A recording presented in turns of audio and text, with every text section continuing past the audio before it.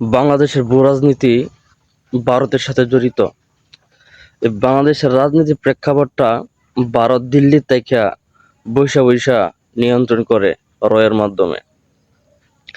তো বাংলাদেশে যদি কিছু করতে হয় আগে ভারত ঠিক করতে হবে। ভারত না ঠিক করিয়া বাংলাদেশে কোনো কিছু হবে না। বিশেষ করে আমরা যারা আল্লাহর দিন প্রতিষ্ঠার স্বপ্ন দেখি, যারা শরিয়া কায়েমের স্বপ্ন দেখি, এই বিষয়টা তাদের মাথায় রাখতে হবে।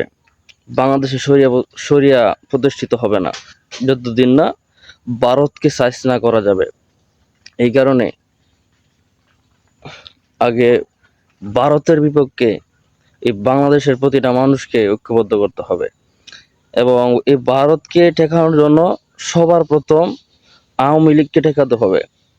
তাই আওয়ামী লীগের বিরুদ্ধেও বাংলাদেশের প্রতিটা মানুষকে ঐক্যবদ্ধ করতে হবে।